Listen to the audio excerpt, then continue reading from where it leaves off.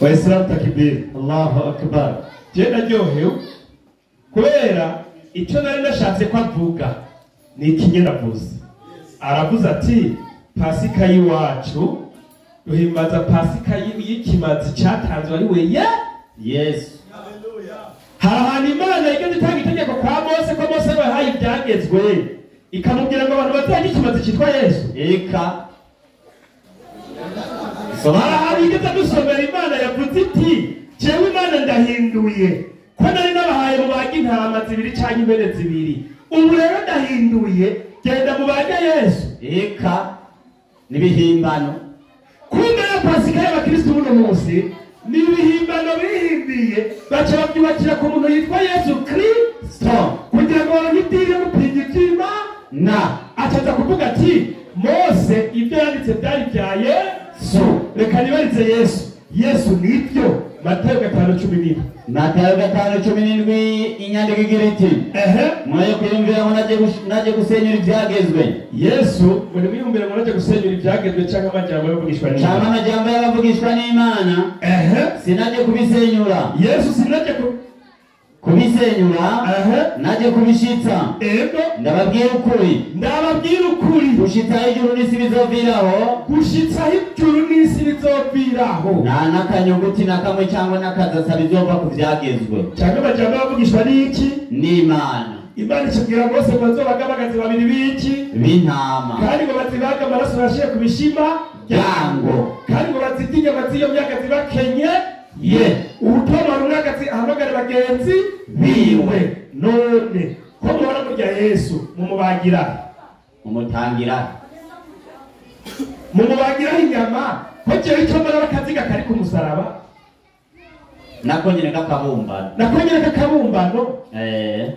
mugacho niko mwariye kandi tubashira amagufa basi ku musaraba uno munsi muzohindure gushira agakankara ukamagufa igihe mwariye inyama mwaraziriye n'amaraso mwaranyonye uko mwatubwiye ko Yesu ari yasubiriye za mbene kabisa uri mutimana mwabihinduye kweli ni n'amajambo mwivugiye si n'Imana yabivuze. Eka narindiriye kuzari cyane kimana ku giti cyewe narahinduriye Pasika ya kera iya mu bazonge bya Yesu cyane bage Yesu kabisa. Je narindiriye ndabura iyo nyandiko ntibaho. Iyo nyandiko n'ubuyizane hano keretse banditse Bibiliya nshaje. Imana ikivugire kandi ibyifuzo by'imitima yanyu acaje mu Baheburayo ibisibitse makete y'abantu gahiri izo ni ngorane. mu Baheburayo kweli hariyo Pasika. mu Baheburayo 10 umurongo wa mbere cyari bibazo Abaheburayo 10 umurongo wa mbere. Yego aja nukuri na Pasika irimo Baheburayo nukuri iyo abantu biyumviye inyandiko igira iti igira ngo iki ibyagezwe ko bifise igitutu c'ivyiza bizoza bidafise ishusho bwite y'ivyo vyiza ngo ibyagezwe ngo bifise iki ngo ishusho y'ivyiza urumva si ivyiza oya yani bifise ishusho ni ishusho ariko mu butagari bwari bwiye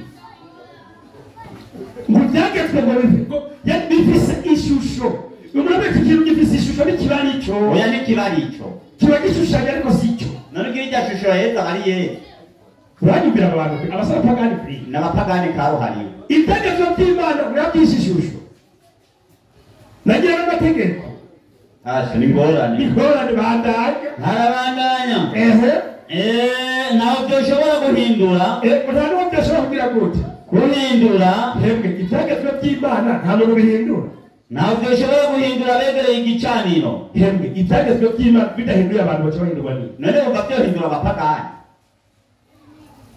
abapagani nyine ntibibahindura erega nyine warabaye umupagani warabaye bakanyurukira ntabwo byohindura ingorane gusa ahara bino nyandiko nta gishasha bazanye eka kuko ibyagezwe by'Imana ntibiba igitutu ahubwo n'amategeko y'iki y'Imana.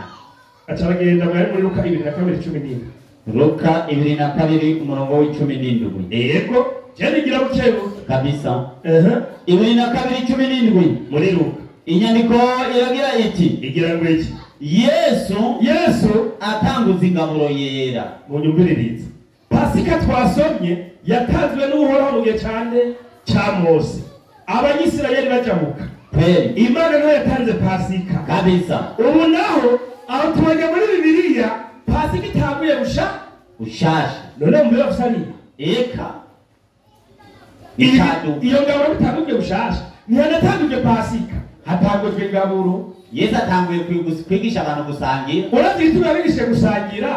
Badusomye ingene kuko namusigurira igituma usanga atari ivyatsi. Yabira igikombe. Yesu yabira igikombe. Agishimira Imana. Agishimira iki? Imana. Kubera we atari iki? Atari Imana. Utosuzura besha abakristo ngo Yesu ni Imana. Biriko birahita ku marezo. Uko wabivuze ejo uno muzi kuri kurabivuga. Ati Yesu ahitana igikombe agishimira iki? Imana. Kuko Yesu ni ari iki? Atari Imana. Nicyo gituma cyo gufungura akaza kuba ati bisubira akaja kugira gute tufungura. Na Yesu paruko arababarira ati Yesu arababwira ati mwabiriki mugisangire. None ko yarakibahaye yarabahaye ibyabo. Kuko mbabwira yuko rero none yarikase ku kubaka abaho umusoso. Ntazokongera kunywa ku nzabibu. Ati sinzongera kunywa ku nzabibu kugeza aho ubwami bw'Imana buzozira. Abana bacu bakubwira bati mw'ijuru nta kurya nta kunywa. Sawa? Yesu amwigisha yabira umutsima. Yesu atiravuga ati tuzogwera umutego ubwami bwa Data. Yesu umuce yabira umuki. Yabira umutsima ushimira Imana. Aca ushimira Imana. Arawumanyagura. Yesu yatoye umutsima avuga ati alhamdulillah. Arawubaha. Yesu arawubaha. Arababwira. Aca arabwira ati uyu ni umubiri wanje. Ati uyu rero ni umubiri wa yabahaye inyama. Yarawumanyuye ku itako. Yabahaye ubugari ubugano bangaha batuyu umubiri wanje watangiwe. Ati uyu n'umubiri wanje watangiwe bo bacoza gutanga Yesu bayitangiye ubutsima. Muragira mutya. Ati muragira mutya kugira ngo icyibutso canje kibe icyibutso canje. Kubera ko Yesu yababwiye gutyo Mariko 12:8 ujyana no kugangaruka atazivyo nyiramvugo. Mariko 12:28 hari ijambo rikomeye ngaho Yesu yavuze mehe hazuma mu banyabwenge b'ivyanditswe yumva babazanya. Amenya ko abishyuye neza aramubaza ati ibwirizwa ry'imbere muri yose nirihe?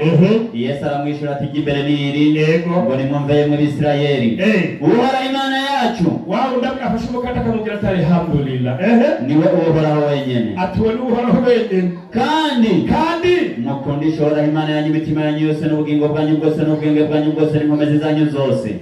Irya kabiri ngiri rivuga ngo iki? Mukunde bagenzi banyu nk'uko mwikunda. Nicyo gituma cyababwira ati ndabahaye umubiri wanje kugira ngo muzoze muranyibuka. Kandi ntiyabahaye umubiri yabahaye ubugari. Umubiri yabahaye ubugari agaca abigisha urukundo ukunde mugenzi wawe nk'uko wikunda. Aba nabo baca kuvuga ngo banyoye amaraso yande ya Yesu. Mbega abantu Bibiliya ikibabwira ngo iki? Abikorino ba mbere 11:17 basubire kubyina. Abikorino ba mbere 11:17 inyandiko irababwira iti irababwira ngo iki? Ariko uko mbabarira ibisimba shima abo bashima gutabo uko mudakoranira icyiza uri hariya mukoranira icyiza ariko mukoranira ikibi. hariya mu rusengero wanyu mukoranira ikibi. Icyambere iyo mukoraniye mu ikoraniro rumva yuko mwitandukanya. Iyo byagiye amakoraniro yanyu ngo gende mufekabo ukarida uryuku ubuwe muragenda mu Katolika nandi umuhorebu abandi muje fata umukatenda ukoreko ngo nakurya gwiningaburo ya Yesu ubundi ngo natwe tugira imihwi abandi tuturayiraba gusa ntiturya nuko bimeze ko kandi ngira muri bimwe byo bariko biri kandi n'ubu ndazi ariko bimeze kuko n'ibice bitoba kuba muri mwebwe. Ndazi ko bavuga ngo bari umubiri wa Yesu Katolika sikuwurya Pentekote sikuwurya Batista sikuwurya abana nabo misiyani basiko bawurya uburyo gutandukanye kubera n'ibyiremenda mbega mwebwe biserure kugira ngo abemeye muri bo baseruke. nuko iyo mukoraniye kurya burya ni kuba kurya ingaburo y'umwami wanyu. Abo nabo bakabasha kuba ari umubiri wanjye wa Yesu kurya ngo ntabwo kuba ari kurya ingaburo y'umwami wanyu kuko mu kurya umuntu wese yisanga iby'iwe agacura abandi akaboregwa ugasanga n'umwana wese mu mugongo banyura mu umupira batamuhaye. Mbega yewe ntimufise ingo zo kuriramo no kunywera muhira ntimurya ntimunywa canke mukengera ishingiro ry'Imana. Abantu mukengera ishingiro ry'Imana bataho inyigisho ya Yesu mugatekereza batagira icyo bafise. Yesu ariko abigisha gukundana niho bwihuse kugira inyuma yiwe n'amaraso. Ndababwira iki? Tubabwira iki ngaho? Abashime aba muntu umwe bashimira kuri ivyo simbashima n'intete. Bibiliya ati puti n'abantu ngo barabagesera kubashima. Umuntu niyasonza Bibiliya ati umuntu niyasonza aragiwe uragihanye umuhira n'umubiri wa Yesu muri mu rushinge kugira ngo ntimukoranire gutsindwa n'urubanza. Nimwishinga muri ko murya Yesu ko muratsindwa n'urubanza. Bisigaye nzobiroranya aho nzozira. Wowe mugenda gutsindwa n'urubanza ngo mwariye umuntu. Nk'uwo urubanza kuko wariye umuntu umuhungu wa Mariya ukanywa n'amaraso yiwe. Mugende kwagira ku munsi w'imperuka. Ko wabutse Yesu yibereye mu ijuru. Unamusi ukanesha ngo yagupfiriye ari mu ijuru. Ubwo rubanza ngo muzoruva imbere. Acavuga ngo bajya umubiri n'amaraso ya Yesu. Jamu barebe mwarimu. Kweli. Abarebe 22:8. Ego. Inyandiko irababwira iti. Icipiriye cyangwa ikirangara ndanuba ngo Yesu bajonamika umutwe ngagira gute ngora cika bandanya ntazagire icyo ajya muri byo. Ati ikintu gipfuye ntihagire umuntu azogira gute azokijya. Abahakanye nabo ngo bajya Yesu ngo acihumanishe kuba uri ikintu cyapfuye wihumanishe bandanya harabandanya. Nicyo gituma bakwiye kwitondera ibyagezwe byanje. N'abakirisume murakwiye kwitondera ibyagezwe by'Imana. Boye kwegera icyaha. Reka kuba mwegera mu cyaha mwese ngo mwariye Yesu yibereye mu ijuru. Ibaze ngo murakutse muri 2024 ngo yariye Yesu. Yesu yakutse yibereye hehe mu ijuru. Ngo namunyoye amaraso. Ubwo si ubwono. Yesu yibereye he mu ijuru. Icyaha cyo kubesha mu mabwiriza y'Imana mwaranye gusa. Hari ubwo busumbo. Abalewi 17:10. Ego igitabo cy'Abalewi. Inyandiko irababwira ati wiki kandi umuntu wese wo mu nzu ya Isirayeli kandi wo mu banyamahanga baba muri bo azokwigerageza ubuseri mu kanwa. Abo nabo ngo bariye amaraso yanjye ngo ya Yesu. Siko kurenga kubyina po mwariye ubuseri bwa Yesu. Bari ubuseri ni ngorane. Ibibazo n'ukwimba azogeza ubuseri mu kanwa. Nzohoza igitsure cyanjye kuri uwo muntu. Nicyo gituma mwebwe igitsure cy'Imana kiri kuri mwebwe ko mubwabo mwanya amaraso ya Yesu. Nzohoza igitsure cyanjye kuri uwo muntu yari ubuseri. Inyandiko harabandanya. Imana ibacungira hagufi kirindira mupenda bahanga. Ndamurandure mu bwoko bw'abantu b'Imana b'Isirayeli nimuzobamwo kuko mu ubuseri kandi bwa Yesu. Kasoro twe turaganira n'abantu Imana yarakariye ntibazo birabasa. acaragenda mwarimu aja muri Yohana 11:41. Ikorino ba mbere 10:1. Abikorino ba mbere 10:1 niho yaciye ati kabisa. Inyandiko nagira iti bene data ati iyo ni manu ni ndemesha ya Paulo yadunga yawe yaturuka kwa Satani. Singomba ko mutamenya yuko basogokuruza bose bari munsi ya cagicu ngo bari munsi ya cagicu kandi yuko bose baciye hagati ya cakiyaga cigabanije ngo baciye hagati ya cakiyaga cigabanije bose bakabatirizwa kuba abamose muri ico gico no muri ico kiyaga bose bagasangira vya vyo kurya vy'impwemu ngo bagasangira ngo vya vyo kurya vy'impwemu ariko abakirisitu bose basangira ibyo kurya by'umubiri wa Yesu bakanywa n'amaraso yiwe uko si upagani bose bagasangira bya vyo kurya by'impwemu kuko banywa ku gitandara cy'impwemu cabakurikira. Ico gitandara ngo cari Kristo bivuzwe nande na Paulo ikadabo wari yamutumye. Abikorera ba kabiri 12:7 aya majambo Yesu yamuvugisha. Wabiyumvire avuze ati abambere bagibyamwemo mugabo wo kugitandara ngo ninde muri Kristo. Umuntu w'Isirayeli yariye Kristo. Wabwira umwe gusa ati Mose yariye Kristo. Inde sobinendi harabandanya kandi kugira ngo nawe gutegwa kwishira hejuru birenze urugero bitewe nuko nayishuri bibirushiriza kubiri hambaye je Paulo nicyo cyatumye mabwiga isata mu mubiri intumwa ya Satani. Kako yari intumwa ya Satani. Abandi bagibye mu mpwemu bakavuga ngo ni Kristo. Ngo ni Kristo. Wowe mubwenge buri kugiye. Oya iyo ni intumwa ya Satani. Utatuma na Satani byo rwose bakavuga ngo ndagezwe by'Imana. Yego nukuri. Oya nukuri. Kweli. Acaranza mwarimu. Ndio. Atanga Yohana 6:53. Yohana 6:53. Yohana 6:53. Inyandikira mubwira iti. Egiye yarikira Joshe yitondera. Yesu arababwira ati nukuri ndababwire nimutaje umubiri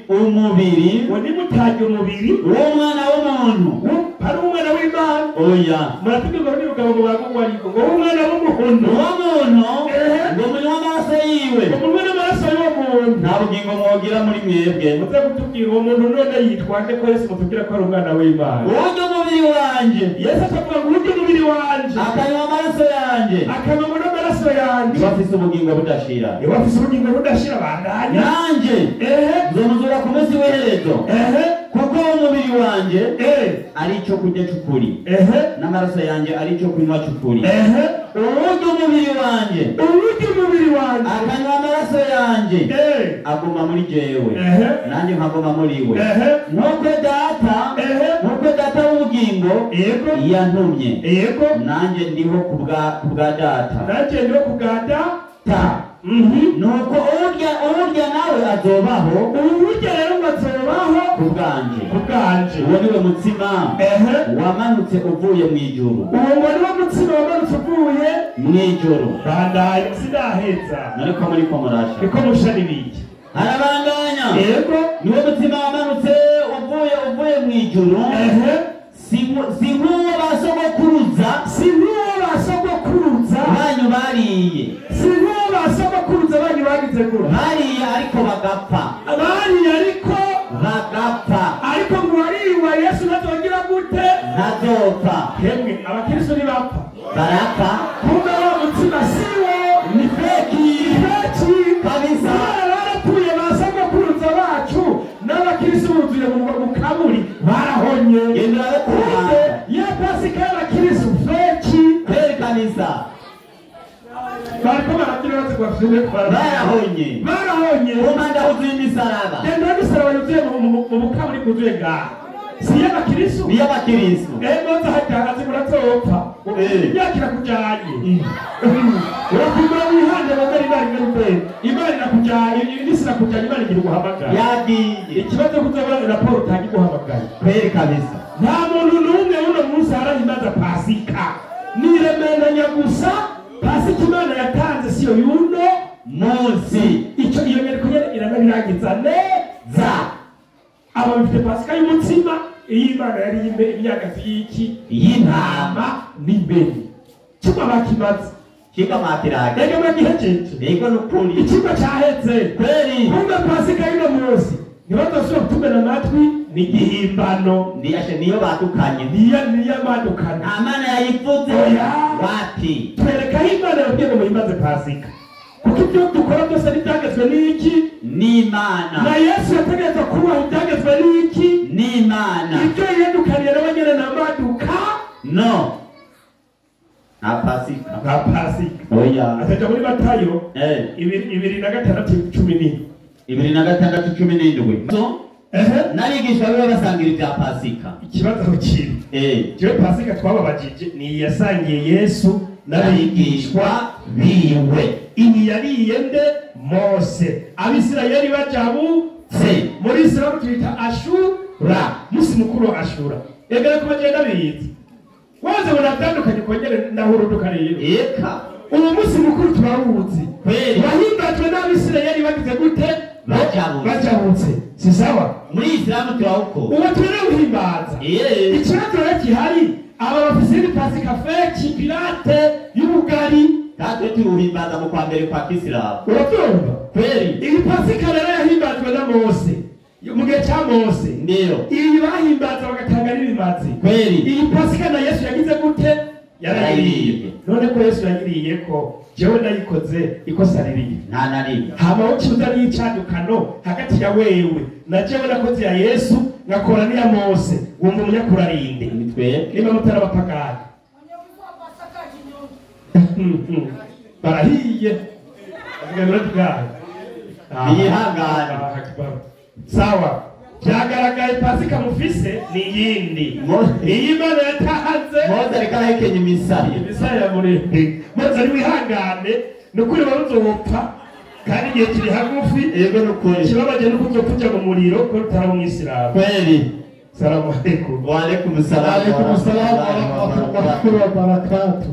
Basi ntuzopfa Mose ndabona ko ebara ni hatari ntuzopfa wahiye uramuremeshe turegire nariyo mikuzana tuhe yebwa hanyuma bajijuke.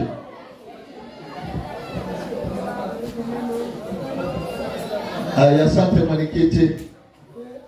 Nashukuru sana kitu kimoja kwa Idrisa. Nashimiye ikintu kimwe kuri Idrisa, amebadilisha mfumo wa kusema. Yajahinduye uburyo bwo kuvuga. Mbeleni amesema kama sisi tunakula damu, bwaba ko tunywa amaraso, hiyo ndio utaratibu ya ufumo. Ati iyo ni migenzo y'igipfumo. Sasa akabadilisha mfumo, achahindura imvugo araza akasema, achavuga mambo ya Pasaka sisi tunaijua. Ndio vya Pasaka tutabizi. Kwa sababu na sisi Waislamu, natwe Waislamu tunakuwa na sikukuu hiyo. Tunagira wewe musi mukuru. Yesu baragira Pasaka hakuja kuharibu Torati. Yesu ndiye kuona ibyagezwe na Musa na Yesu alifanya Pasaka ya Musa. Na Yesu ndiye Pasaka ya Musa. Na akasema sasa Yesu atabati Yesu leo hii ni yeye alikula hiyo Pasaka. Yali hiyo Pasaka ya wapi sasa nyinyi mnakula? Ndio tujiya heno. Hiyo ndio ilikuwa swali lake. Ndio alikibaza. Lakini anasabu kama maneno Yesu mwenyewe amesema, akibagira magambo tuko Yesu yivugiye. Kama vile nabii mnaoamini nyinyi. Wewe mvugishwa wewe muizera. Na maneno ya nabii yanatoka kwa Mungu. Kandi ndio kama wewe mvugishwa kwa Kumana. Na yale maneno anayosema kwa kinywa chake. Kandi majambo vuze kukarwa kiwe. Maanisha ni maneno yanatoka kwa Mungu. Ndio kama majambo vuye Kumana. Hakuna Muislamu atapinga hayo. Kana Muislamu yogwaje kwa sababu kubera ikiwa Muhammad ni nabii, niba muvuga Muhammad alimuvugisha. Na maneno yote aliyosema imetoka kwa Mungu. Na majambo yose yavuye Kumana. Na mkiamini hayo, kandi mukayizera. Na mnasema Yesu ni nabii. Kama Yesu amevugisha. Na maneno anayesema Yesu, kandi magambo Yesu avuga inatoka kwa Mungu. Ava Kumana. Inamaanisha biboleka ikiwa kila neno Yesu aliyosema, ijambo yose Yesu yavuze imetoka kwa Mungu, yavuye Kumana. Si ni kweli Waislamu? Nivyo. Nivyo ngari. Aho ni duhakana. Huwezi kataa. Aho ni duhakana. Acha niguse hapo amesema. Nikawe aravuze mnapokula Pasaka wa Kristo. Ngoje mujya Pasaka wa Kristo. Hamukufi. Mudapfa. Eske nyinyi hamukufi? Mwewe mupfa. Sisi tukasema atukufi. Wote wao kweli dupfa. Idrisa. Mkristo hafi. Mkristo na hapfa. Akasema hivi mbanda kuna jamu na misalaba. Wewe mbanda uzu ibiziga. Ili ni misalaba unaona tu. Ujani misalaba unaona gusa. Andiko inasema nini? Beki chanzo kivugiki. Yohana 11 baba. Yohana 11 anzia 23 yake. Yohana 11:23 inasema nini? Avuga gutya kuandika mimi sikufi. 23 Mkristo hafi. Mkristo hafa. Ni Muislamu anakufa. Abaisilamu ndio wapfa. 23 unasema nini? Yesu arabishatirije kuzuka n'ubugingo. Unyizera niyo rero yarapfuye azobaho. Kandi uriho wese anyizeye nahazo kwigera apfa gushitsa ibihe bidashira. Nilipenda uanze mazungumzo ya Yesu na Martha. Ubuye abo utagurira 23 ndio. 23 aravuga ati Marita abwira Yesu ati mugezi. Yes. Uri hano usaza waje nawe yahwereye. Yes. Kandi nubu nazi yuko ibyo usaba Imana byose Imana yobiguha. Yesu aramwishura akamwambia ati musaza wawe azozuka. Marita aramwishura ati ndazi ko azozuka mwizuka ryo ku munsi w'iherezo. Kisha Yesu aramubwira ati nijewe kuzuka n'ubugingo. Unyizera niyo yoba yarapfuye azobaho.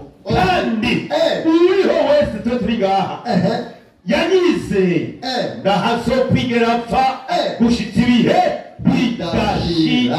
Unasikia? Kiingie mu mutwe wayo. Mimi sitakufa. Yesu nzoka. Mimi nipo taishi milele. So wahibi bidashira. Na wewe utaishi milele ukiamini Yesu Kristo leo. Kana uzobiye bidashira ni wizera Yesu.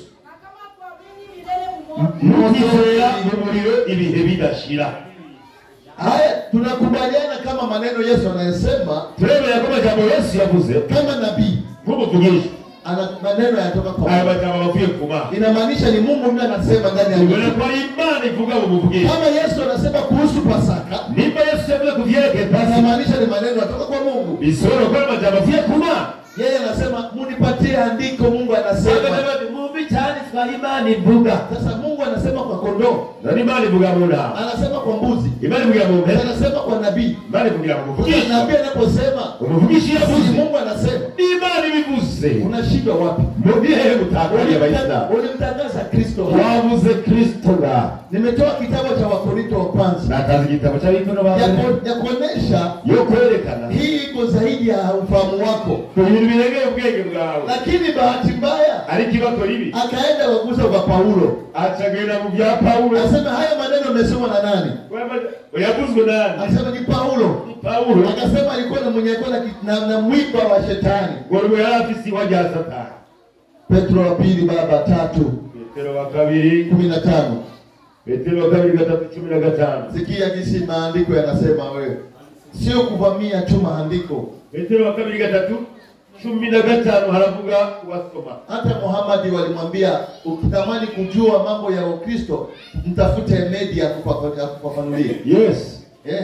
Inasema nini? Wiyumvire yuko kwihangana kumwami wacu agakiza. Nuko mwene data kundwa Paulo yanyadikiye. Uko ubwenge nahawe bungana. Yagejeje atyo mu vyete vyiwe byose. Aho yavuze ivyo. Muri ivyo harimo bimwe bigoye itahura. Ivyo abatungu bagoreka. Ivyo abatungu badakomeye bagoreka. Kuko bagira ibyanditswe bindi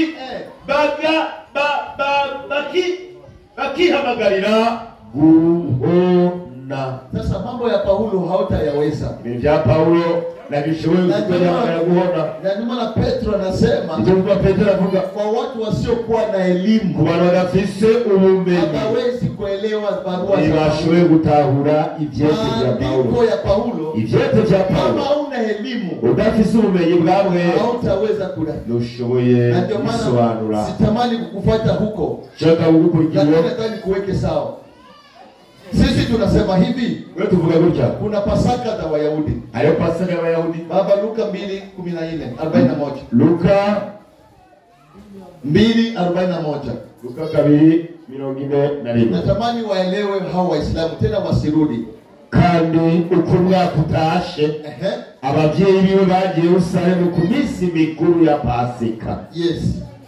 Ilikuwa ni desturi wanamugenzi ya Wayahudi ya kwenda Yerusalemu, kugira Yerusalemu, ya kwenda kula Pasaka, kugira iminsi mikuru ya Pasaka. Tunasikia atumva Yesu na wazazi wake, Yesu n'abavyeyi biwe walienda huko, iyo bagiye kwenda kucelebrate Pasaka, bagiye guhimbaza Pasaka kama desturi nk'umugenzi. Baba, hiyo 22:15 aha nyene Luka 22:15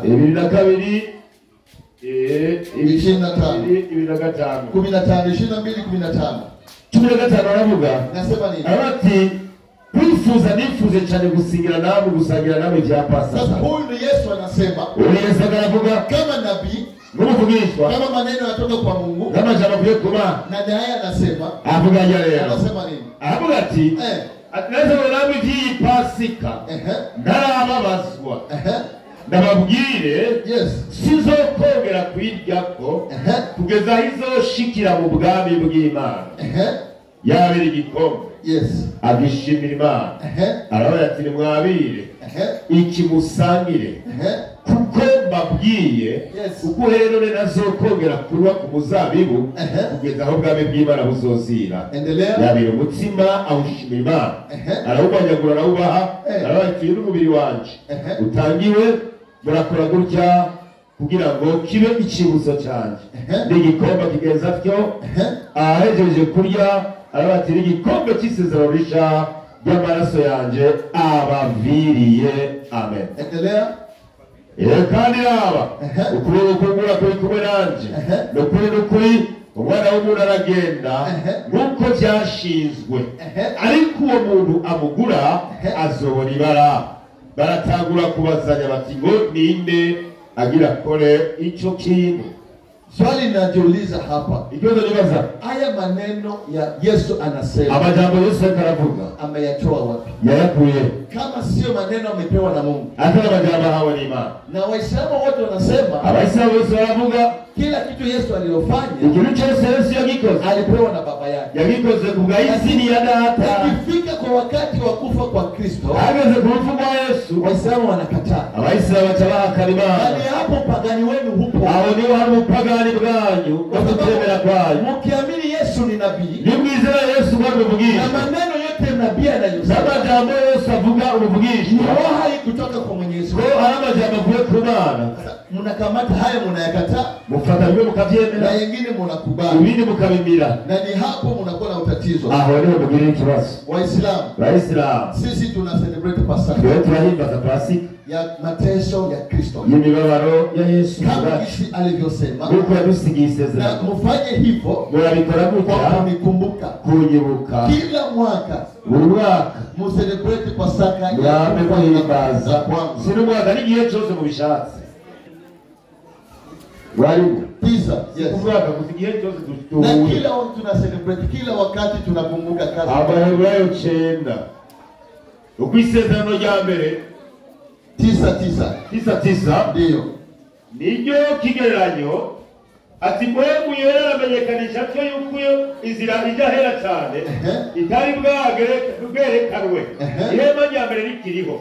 niryo kigereranyo cy'igihe cya none, abakurikira ibyagezwe byabyo bashikana amashikanwa bagatanga ibimazi. Ibyo mu mutima ntibishobora gutunganya ubusenga. Imana ishimwe cyane. Luka 14 yake 14 haravuga mbega amaraso ya Kristo we yitanze ku Mana akagira agasembwa, abitewe na mwema ahoraho azorushiriza guhumanura imitima yanyu mu bikorwa by'ipfa gusa biyivemo, kugira ngo mubone ingene mukorera Imana nzima. Haleluya, amen. Nisomee na 28 nifafanue hapo. Ibintu 8 haravuga na Kristo nk'uko yamaze gutangwa rimwe ngo yishire ku ibyaha bya benshi, azoboneka ubwa kabiri atazanywe n'ibyaha, abonekere gukiza abamwiteze. Imana ihabwe icyubahiro. Abayisilamu muvuge amena. Amena. Iyo hawezi kubali hiyo. Niyo byemera.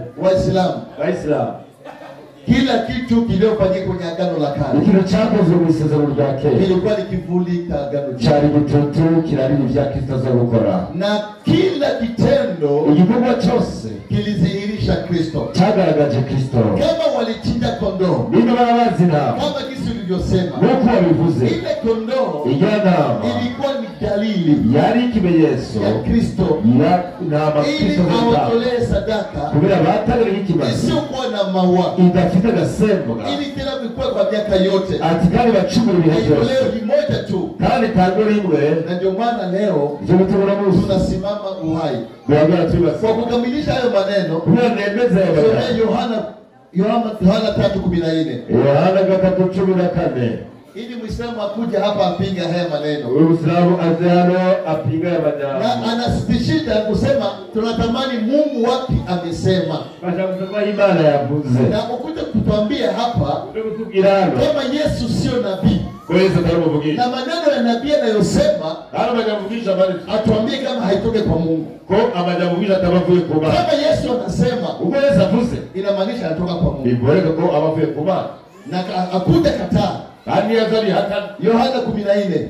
3:14. Uko Mose amanitse inzoka mu bugaragwa. Sikia mfano huo. Umagagaro karorero. Nikumwera murakwiye kumanikwa. Mwizera wese ahabwe ubugingo budashira. Kila unajua kwenye kitabu cha Hesabu, kitabu cha kuharura, Mungu alimwambia Musa pandisha nyoka ya shaba. Imana mugiye amarika inzoka y'umuringa. Sasa kumbe ile nyoka ya shaba hadi inzoka y'umuringa ni alama ya Kristo. Yari shusho ya Kristo azoza mwite. Kitabu kinasema, kitabu kinavuga jinsi Musa alipandisha nyoka ya shamba, uko Mose amanutse inzoka y'umuringa, ndivyo mwana wa Adamu uko uko mwana w'umuntu atapandishwa kwenye mti. Akwiye kumanikwa ku giti. Uwizera arago bugingo. Idrisa anafurahi. Anafurahi sana. Idrisa, kuja celebrate pamoja na mimi Pasaka. Tuze duhimbaza natwe Pasaka. Tufanye kumbukumbu ya kwa Yesu yitanze rimwe ku bwacu. Ilikuwa sadaka, kuna Pasaka ya Wayahudi. Ali Pasaka ya Wayuda ya kumbukumbu ya kutoka Misri. Yo kuruka bava muri Misri. Na sisi natwe tunafanya kumbukumbu tugira Pasaka y'Yesu. Yini baba Yesu Kristo. Ya Kristo twitangiye. Hiyo ndio kumbukumbu ya hivyo ndivyo dukora twebwe. Atufanye ile Wayahudi. Ndukore ile Wayahudi kutoka Misri. Yo kuva muri Misri. Kwa sababu mimi sikukuwa Misri. Yesu ndani Misri. Lakini najua kazi Yesu alifanya ndani ya maisha yangu. Kaza Yesu yahuye ku buzima bwanje. Na akatukomboa. Kandi aduchomba. Na wewe pia Muislamu. Na wewe Muislamu yako. Yesu anatamani wewe. Yesu alifuza wewe. Uamini hayo maneno. Uizele ya majambo. Na tukue pamoja tukishukia hiyo Pasaka. Wewe tungeanza na Pasaka wewe. Sherekea Pasaka pamoja. Tungeanza na Pasaka hawe. Ndipo utaona upendo wa Mungu. Uzomenya urukundo rw'Imana. Waislamu wanashangaa. Waislamu wanatanga hilo bidii shule. Wanasema sisi tunapenda. Waislamu wanasema tunachinja. Mwe turabaga. Twebwe wenyewe wanachinja. Waislamu barabaga. Wanachinja. Barabaga. Wanakuwa na mwezi Ramadhani, wakimaliza wagira mwezi Ramadhani kwenye internet yao. Wanasema mwezi wa kuchinja kondoo kama vile Ibrahimu. Ndio mwezi wa kubaga na Abrahamu. Sasa swali nauliza. Ikiwaza bwana wazi. Ibrahimu alichinja kondoo. Ibrahimu yarabazi na alikula kondoo. Yarari na. Lakini nyinyi mnachinja kondoo. Wewe uko kubaga mkachamuzidia. Oya, Ibrahimu yarabazi. Mnasema mnachinja kondoo kama vile Ibrahimu. Aseme sikukuu ya mchinjo. Alitoa sadaka. Wadi haitaze wiki basi. Alitoa sadaka. Kumuliro kali. Ibrahimu ametia sadaka, alitia kwenye chani. Ile inashauri. Lakini wao wanachinja ng'ombe. Wewe kama umesema wiki moja lini naondo. Sasa mwenye wa roho. Wewe wakundinda. Kama mnasema mnafanya mfano wa Ibrahimu. Nimekora karoga Abrahamu. Mchinte madhabahu. Mwisho gichane lishe yote ishe kwa moto. Na eba niage ndiki na kimwe. Lakini Idrisa anachinja. Araibandika kayimisi tanga tulikaraja gatoka. Afungura. Hiyo andiko kwa wapi? Sasa ndio biliye kubiko. Wapi? Korowani yose twegi tadi. Au ibasaba kubikora. Hii si buroho tu. Hii ni buroho tu. Hakuna kitu kingine. Ametoa Wakorintho wa kwanza 11. Nataka tusome hiyo pole pole. Lega tugende mu hilo 11 tuisome buhoro buhoro. Yeye ameanza 17. Wewe tagiye 17. Uanzie hapo. Ikadutangura rero kuri neza uko bivuga. Namwe kuri 17 nyene. Anzia hapo. Ariko uko babarira nuko tuone uongo wake simbashima.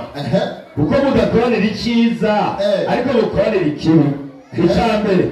Wewe mukoranye mwikoraniro numva yuko mwitandukanya kandi ngira ngo muri bimwe vyoba ariko biri. Simama kwanza hapo Paulo aliambia kanisa la Korintho kwa jinsi ya mafarakano ilikuwa katikati yao, kudaruza hagati yao, na kulikuwa yeye kuachana au kutandukana. Paulo aliyaona hayo. Paulo yaliona. Tuangalie hiyo mafarakano inatoka wapi. Mbega kukutandukana pale kuvuye. Natamani hiyo mafarakano tuione. Mbega kukutandukana kuvahe. Baba 6:14 nasema hivi. Gaturamuka abantu bajyana aho biva. Gatandatu tugwele mu gitabo cy'Abayisilamu Qur'ani gatandatu 16 14 sema je, namfanyia Mola wangu asiyekuwa Mwenyezi Mungu ambaye ndiye muumba wa mbingu na ardhi, ndio naye hulisha wala halishwi. Sema hakika mimi nimeamrishwa ndio wa kwanza kwa wenye kusilimu. Nawaambia usio miongoni wanayoshirikisha. Endelea. Inasema mimi naogopa adhabu ya Mwenyezi Mungu kubwa. 14. Umesoma hapana, hii 5:14. Ni 5:14. Soma Sura ya chakula. Sura tu kumeza shetani anaita mafarakano. Huyo tutamjua ni nani. 14 inasema haki. Na kwa wale waliosema sisi ni wa Kristo tulichukua hadi kwao, Yes. lakini wakaacha sehemu kubwa ya yale waliokumbushwa. Kwa yale tunaweka, kwa hivyo tunaweka baina yao uadui na bugza mpaka siku ya kiyama. Tunasikia kama Qur'ani inatuambia tugiye yuko yale mafarakano Paulo alivyoambia kanisa la Wakorinto au kudahuza hagati y'Abakorinto Korinto yametokana na ala. biva kuri ala. Yeye analeta mafarakano. Yeye analeta mafarakano tena ni sirimu. Unatwara kudahuza tena mu bantu kudahuza bari Imana. Amajasiri mu buri Imana izani mijyano hagati y'aba. Hapo tusasikia mafarakano aho tumekuwa kwa gutandukana. Ya kanisa la Korinto ikikusanyika imekuwa na msababisho na ala. Jatumara aratobada huwa Kwa sababu Qur'ani inatuambia uko chazo litubwiye kwa wale wa Kristo, kwa Kristo taweka mafarakano katika yao kudahuza hagati yao. Kumbe ala na wewe kwimana yanyu ala ni tera ko kudahuza igihe cyose cy'Rwanda. Inna lillahi wa inna ilaihi rajiun. Amen.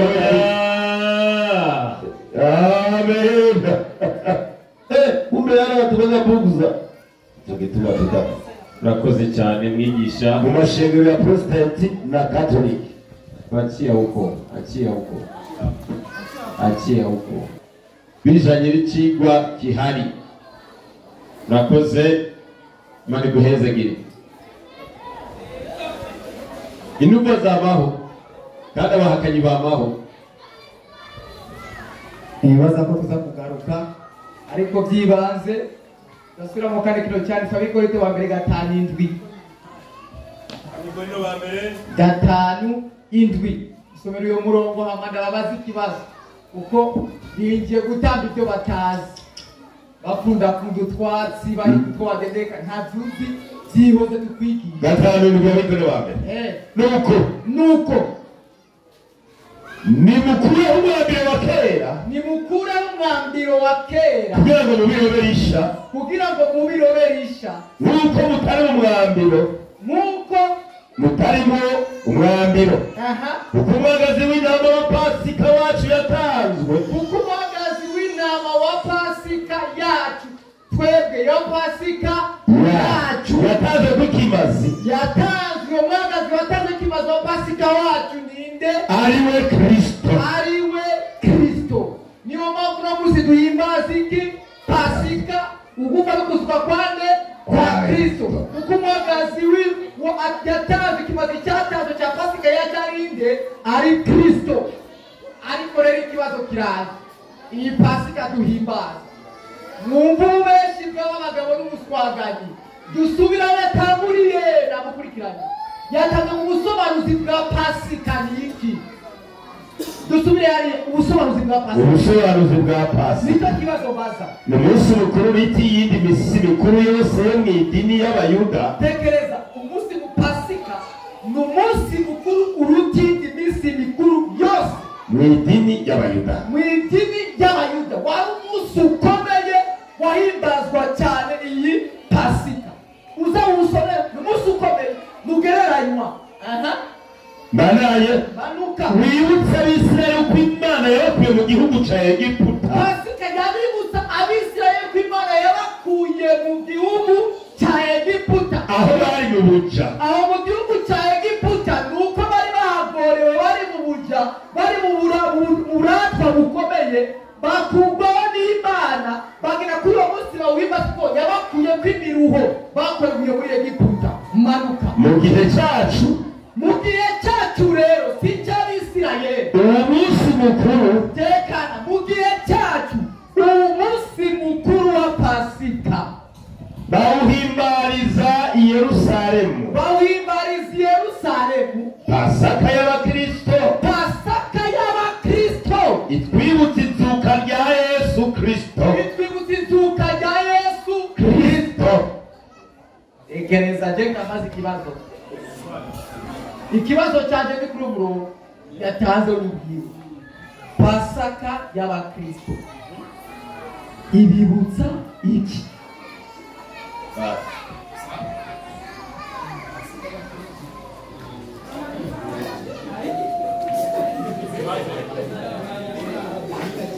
ikibazo yakirangije. Pasaka y'abakristo ibibutsa iki? Uzanye ibyanditswe atari amajambo yawe yo mu mutwe y'igitabo. Ndazi yuko yasobanutse. Kaze kandi muhagarikizi uruhande rw'Abayisilamu. Assalamu alaikum wa rahmatullahi wa barakatuh. Nukuri nta majambo azana nk'umwarimu yavuye ngaha yavuze yuko nta kize ku gicaniro birahabera burahigiye iyo nyandiko uyitwereke ibintu by'inkuru burya biragiye. Reka tuzane umwarimu yishura ikibazo. Mugabo kabisa mutaba nagushimiye cyane, ntuzosubira kuvuga yuko Yesu ari Imana ko yavuze ati Yesu ni intumwa y'Imana. Wagihejeje burya biba biriko birafatwa, ntawe uzosubira guhera. Wowe nyene wemeye ko Yesu ari intumwa y'Imana. Aha uri kurasha wari imbwingo urasha uno munsi mwari nubwo bishobora ukabaza leta Mike mbega yagiye hehe? Yahiye nawe yahiye, turamufashe. Reka bamurafasha burya ni hatari. Bara nta kibazo. Karibu. Naam.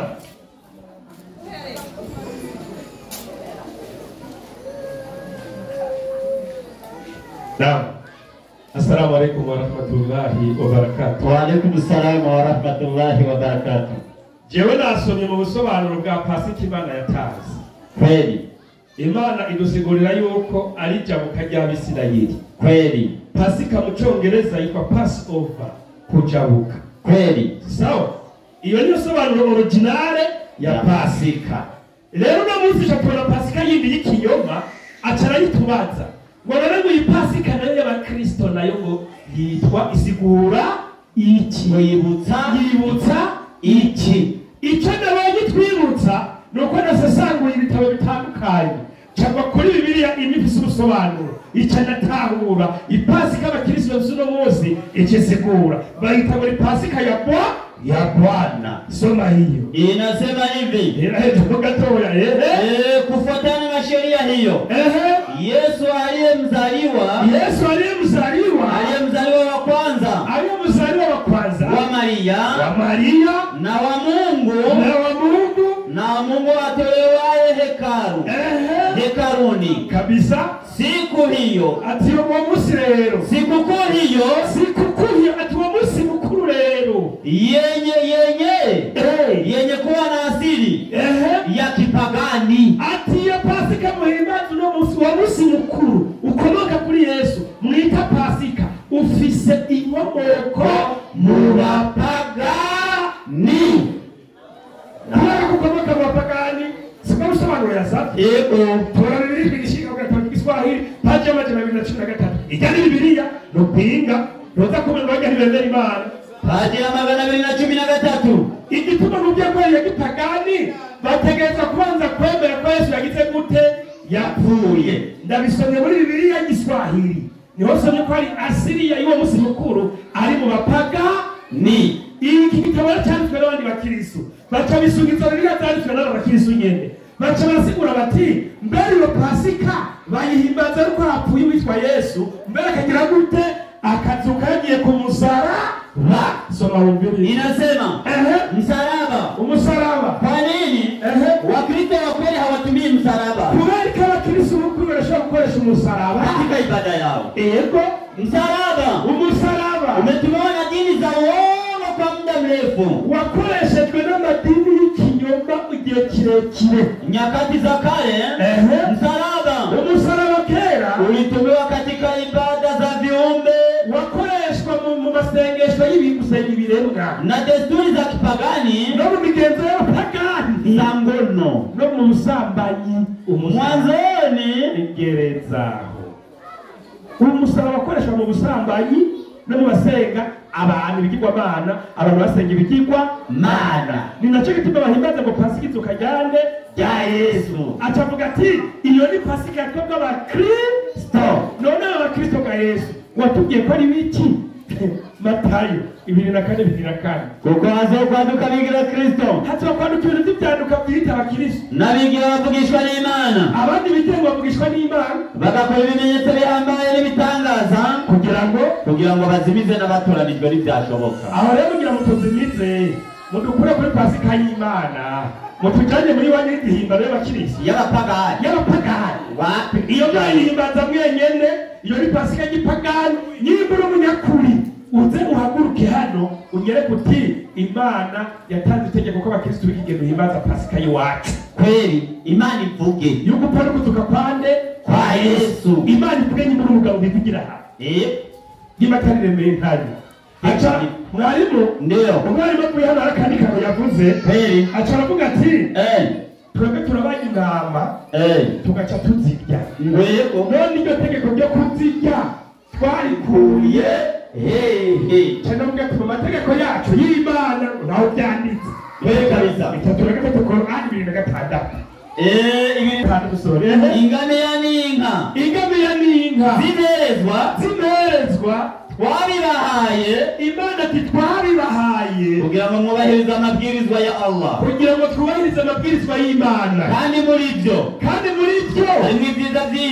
harimo ibyiza byinshi, n'ibyo bitungano. nimuvuge izina rya Allah kuri byo, nitubera tuvuga ati bismillah. aho bitondeshejwe, ariko twabitondeshejwe tubibaye biziritse n'abakristo baraza kurunguruka baraba ko bajya kuna kanyama. n'igihe byamaze kugwira urubavu, bimaze kugwira urubavu twabibaze ca mubijyako, duce tubijyako, mwongere ababikeneye, twongere duhe ababikeneye. kweli kabisa. Ico gituma turabikubwira abapakaza abakene tukabibako kagira gute bakabifuna. n'abakristo baratonda ku musiki kuko hari ibyiza byinshi we nabo turabakunda turaba. yego n'ukuri kandi nta ngorane banaje n'abaza babanyinda ba uyu muzaba nibukana rero na murungikira. yego kweli ko nawe nyene ndataragajaba yenzo murungikira kicane wari rafikiye wakageze muri akazagira ingurube kwero kumuhana n'akanyama k'intama. Ego n'ukuri kabisa. Kuri ubwo rero yego muri binono n'umutwe kugira je pasika, ibintu biri ku mugaragaro. Imana yatanze pasika itegeka abantu ko bajya umwagazi w'intama bakawujyana n'ibinono kabisa n'ibyo mu nda, bakenyeye amagunira kandi bafise inkoni mu minwe, bambaye n'ibirato. Iyo niyo pasika y'Imana izwi yemewe kabisa. iyo yindi y'abakristo niyo ibyanduka nk'uko Yesu yabivuze, kuko nta hantu na hamwe Imana yigeze ibwira abantu guhimbaza nde pasika ya Kristo. kubera icyo mwarimu niyo mwendaje ku Yohana tusoma inyandiko muri Yohana 3:14 ngo kuko urukundo Imana yakunze abari mw'isi niyagezeyo ngo nk'uko Mose yamanitse inzoka mu bugaragwa. burya yuza ko umunyabwenge kuko nakoze kuri profeseri iyi nyandiko ntiwari kuyitanga. 3:14 Yohana oya n'ukuri umwe Mose ngo yamanitse inzoka mu bugaragwa, niko n'umwana w'umuntu akwiye kumanikwa. uriya mwarimu aramufashiriza acavuga ati mu guharura 2:8 Mose Imana yamutegetse gucura inzoka mu muringa. Ikibazo rero nyine n'umusoro ko iyi Mose yarasaga inzoka originali atari incurano zari zihari mu gihe cya Mose. Kwa Yesu Imana bikivuga ati Imana yatangwa ko yuko azotangwa umwana w'umuntu kandi akagira gute akamanikwa. none ko Mose yamanitse umuringa, wumva n'uwamanitswe ari Yesu originale canke n'igishushanyo? Salamu alaikum. Wa alaikum salam wa rahmatullahi wa barakatuh. Ata umenye ufise reka ngo Mbega murahinga wandisha twe twarabisoma. Abdul Jabbar shira ku murongo uyu mwana. Salamu wa barakatuh. Wa alaikum salam wa rahmatullahi wa barakatuh. Ndaza akabazo gafise ana B na C. Ndagewe cyane n'umwarimu Hemedi. Navuze ko ari pasika y'Imana haba na pasika ya Kristo. Kweli Kabisa wantowe. acha tubwira ko pasika ya Kristo ari ugupfa no kuzuka kwande kwa Yesu. Niyaba pasika ari gupfa no kuzuka kwa Yesu. Mbega Imana irabizi ko ari gupfa no kuzuka kwa Yesu? Iyo ni A. B. Niyo Imana ibizi, Imana niza kunanirwa no kuvugira pasika yayo ya Gikristo yuko pasika ari gupfa no kuzuka kwa Yesu. Muri Bibiliya haboneka ubwoko butatu bw'imvugo. Umwanditsi aravuga, Yesu akavuga, Imana ikavuga. Imana rero niza kunanirwa no kuvugira pasika yayo ya Gikristo yuko ari gupfa no kuzuka kwa Yesu. Dukeneye rero Imana ize ivuge ati pasika ni ugupfa no kuzuka kwa Yesu. Iyo ni B. 22 indwi Luka, Yesu yariye ibyande ibya pasika. Yesu yarariye ibya pasika. Niba Yesu yarariye ibya pasika, pasika bikabisobanura gupfa no kuzuka kwa Yesu. Yesu yoba yarigandutse ko ahimbaza gupfa kwiwe akiri muzima. Salamu alaykum wa rahmatullahi wa barakatuh. Wa alaykum assalam wa rahmatullahi wa barakatuh. Shahid karaguhera. Aha. Oya karahe iyiko. Nibatore bikora. Abakristo kumira amashi umwami wacu Yesu Kristo hambaye. Musenyi kwa Yesu. Jena ababwiye kandi na korowani yabagabishije yuko apana guhari ibintu by'Imana utabifitiye iki ubumenyi. Kubera iki bivuze gutya? Nta n'icandiko yagize yemwe yanatanze. Kubera iki adafise iki ubumenyi? Aha n'ibitabo sibyo ubwenge bwawe uko buza ngaha kuvuga. Mwarimu, dusabe kandi icyo gitabo kidufashe. Gusigura ngaho icyambere utubazo dutatu nibwo ashaka 10 twatumwishura. Reka mfate na mwisho kimwe muri gashaka ngenda mwishuraho. Dusore mu cyo cyandise kumbere yari ngaye yapfuye arazuze. Yanabyumvise. Subiramo. Nasoma? Inasema kwamba kufuatana na sheria hiyo Yesu aliyemzaliwa wa kwanza wa Maria na wa Mungu ndio atatolewa hekaluni, asoba mu rushengero, ndio Pasaka ya Bwana. ndio Pasaka y'umwami. Sikukuu hiyo yenye kuwa na asili ya kipagani ndio itapata maana mpya, ironka ubusobanuro bushya. Damu ya mwana kondoo, amaraso y'umwagazi w'intama, inadhibitisha agano la Bwana pamoja na taifa lilolichagua kati ya mataifa mengine. Iremeza isezerano ry'umwami, iremeza isezerano ry'Imana. Ayo maraso ashize isezerano ry'Imana. Inasema nivyo, inasema tangu sasa kuva none Pasaka itakuwa daima siku kuu ya uhuru kwa Waisraeli. Pasaka izoba ari ukuba ukwidegenja ku Bisirayeli. Naye Mungu kandi Imana yafati Imana ivuge itaongoza yote mwaka Yesu. Teka yafati Imana yemeza Pasika siku ya saba. Na subiramo nao naye Mungu kandi Imana ataongoza yote mwaka Yesu afe na kufufuka. Msomaji nisikilize twende. Shida zake ni Imana ivuga. Kandi Imana ni bafati ko kandi Remedi. Ni bafati Abubakari. Ni bafati kandi Presida. Kandi Imana yafati barivuge. Na kandi Imana ataongoza yote mpaka Yesu afe na afufuke. Kandi Imana izolongora byose gushitsa ugufa kwa Yesu no kuzuka uko ariyo Pasika. Kereza wonyene wihutira iki? Icyambere nyishuriwe begi Imana iremera Pasika. Yego Imana iremera Pasika uko nizorongora Yesu bishagufa no kuzuka. Kandi gufa no kuzuka bisigura iki? Pasika ya Kristo. Arikindi aza kurondera aho ngaho. Iyo nasoba urishura nuko kwishurwa n'indi. Hari ibintu ushaka kuvuga.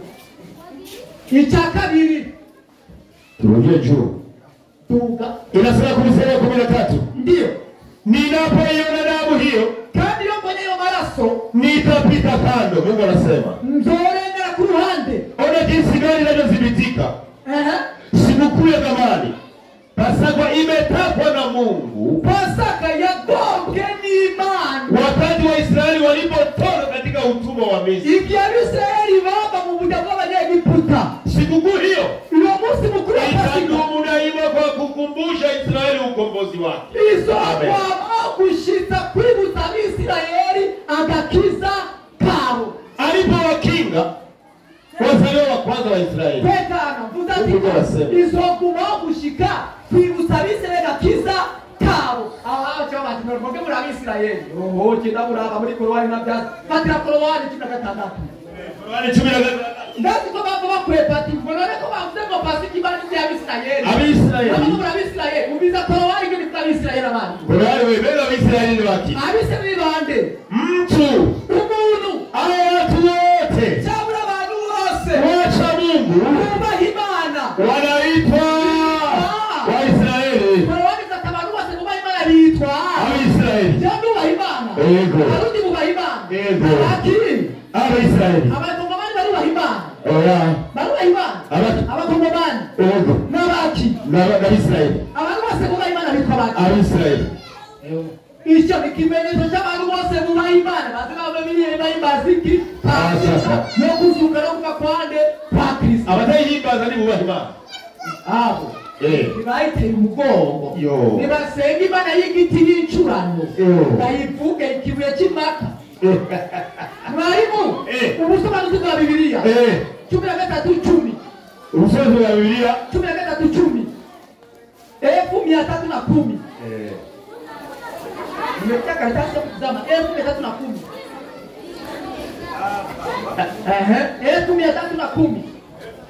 1310 msomera ngao 1310 wafuasi wa Kristo ubusobanuzi 1310 1310. Asante. Maelezo ya kale isoro ipakera hadithi ya Pasaka ya kwanza bibanye na Pasaka ya mbere uchungu wa utumwa sadaka ya mwana kondoo wa Pasaka. Pasika ya kera yazisobanura neza yuko azaba ugutangwa k'umwagazi w'intama sadaka ya mwana kondoo wa Pasaka nivyo na kukombolewa kutoka Misri no kuchuma kuvamri ya Giputa yote yamefanywa pazia kwa Yesu Kristo. Hivyo byose byari igitutu kibirariye kuzoza kwa Yesu Yesu Kristo kujionesha jinsi yeye mwenyewe kerekana ingene Yesu bwiwe wenyene angeweza kuwa mwana kondoo mpya azoba umwagazi w'intama musha na jinsi ambavyo damu yake ingekuwa ni divai mpya ingene maraso ya Yesu Kristo yazoba aricho kinyoma divaisha na divai mpya ya uamsho ya uhamisho mpya no kwimuka kusha ije Pasaka ya kera Biblia tusobanuye yuko cyari kitu kibiraniye kizokwerekana umwana gasubira mazotangwa no Yesu Kristo azaza yitanga ubwiwe niyo mpamvu twimbaza no Pasaka dusubiramo 14:10 ahanyene ahonyene mirikate sawi mirikate sawi nasema katika matukio yote ya baada ya kusherehekea Pasaka imbere yuko ibyo byose byo kuhimbaza Pasika kulingana na taratibu tujanye n'ubwito na sherehe za Kiyahudi ingene Pasaka abayahudi barihimbaza au katika mifumo ambayo ilijitokeza cyangwa uko amahinduka yagiye yerekana katika jumuiya za Kikristo base mu muryango wa Kristo bose wanapaswa warudie matendo haya ni ngombwa kwa Kristo bose basubira ku rufatiro kwa ukumbusho ukwibuka kwa Yesu Kristo aliyejitoa mwenyewe urufatiro mwibuka ingene Yesu yitanze ubwiwe nk'umwagazi w'intama wa Pasika kwa niaba yetu ubwacu wa Pasika kubwacu niyo mpamvu Pasika abakristo bahimbaza tuhimbaza kuva no kuva kwande kwa Kristo Luka 22:19 ikabati ivyo murabigira muyibuka niyo mpamvu rero tugira gute tubigira n'abazozi nyuma yacu tuzovyibuka n'abazozi nyuma yabo bazovyibuka Yesu abahezagire amen amashyi haleluya. Jene mbara abagabo aba bazari icyandiko Imana yabo ala ivuga iti Pasika y'abakristo siyo muzana icyandiko wowe yazana icyandiko y'Imana izabisha. Allahu akbar. Nakubajije nzi yuko umwana utumisha Abayisilamu yakwishuye wapi? Nakubajije A na B na C walikubwira ati A ndakwishuye uku, B ndakwishuye uku, C ndakwishuye uku.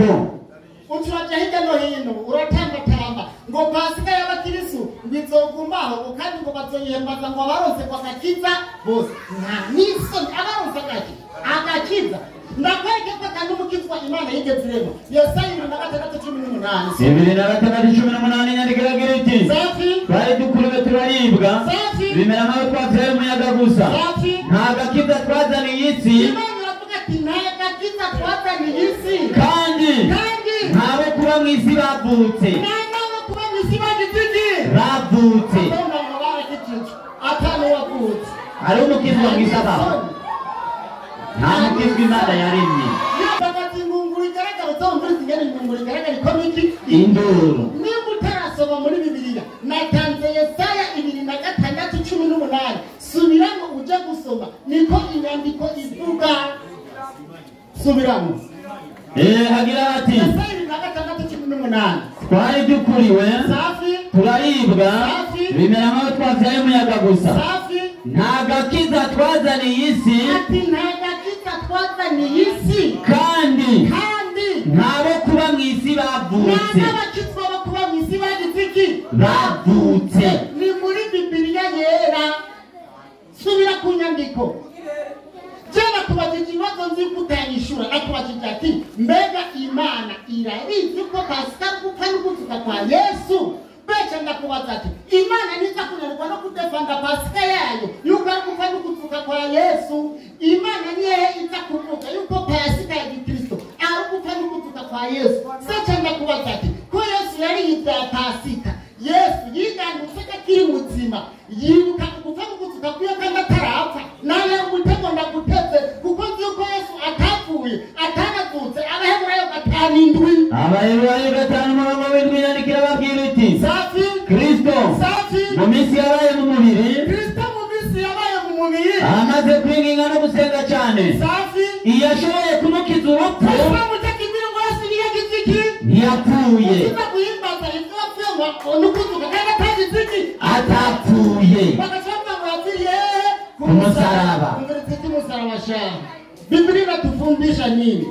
Paji ya 13. Inasema miaka mingi baada ya Konstantino msalaba umetumiwa na dini za uongo kwa muda mrefu sana. Msalaba ukoreshwa ni dini zikinyoma igihe kirekire cyane. Nyakati za kale msalaba ulitumiwa katika ibada ya viumbe. Umusaraba wakoreshwa n'ibiremwa no gusenga kw'ibiremwa na desturi za kipagani za uongo n'imigenzo y'igipagani na za ngono. N'ibijyanye n'iby'ubusambanyi mwanzoni. ubwa mbere inasema miaka mingi baada ya Konstantino Mariki Mroma manuka kabiri kugira twihute Yesu hakufa msalabani. Yesu leo na nuko yapfuye kuki ku musaraba. Ico ni igitabo cy'Abakristo. Nico gituma nimba igitabo cy'Abakristo kivuze ko Yesu atapfuye ku musaraba nuko kutubwira ngo Pasika nukuva no kuzuka kwa Yesu mu gihe atana gitsiki atapfuye. Ushima kanapfuye 15 kuri no wa mbere kuma 15 kwa mbere b'Abakorinto muteze ndabizi inyandiko igira iti natwe tubonetse ko turabashingira Imana intara y'ikinyoma kuko twayishingiye intara yuko yazuye Kristo uwitazuye. Allahu akbar.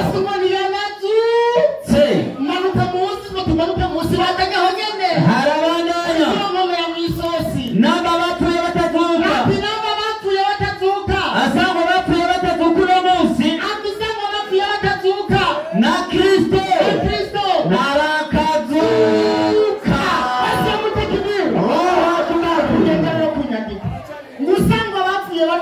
bakazuka na Kristo ntarakazuka nimba bapfuye bakazuka na Kristo ntarakazuka ngahe musanga bapfuye barazuka eka ayi musanga bapfuye barazuka wapi na Kristo ntarakazuka ndoma mutata kutubwira ngo pasika no kuzuka kwa Yesu musanga bapfuye bakazuka ngo na Kristo ntarakazuka wese mutakibiro Allahu akbar muteze ndabiyigisha salamu alaykum wa alaykum assalam wa rahmatullahi wa barakatuh imana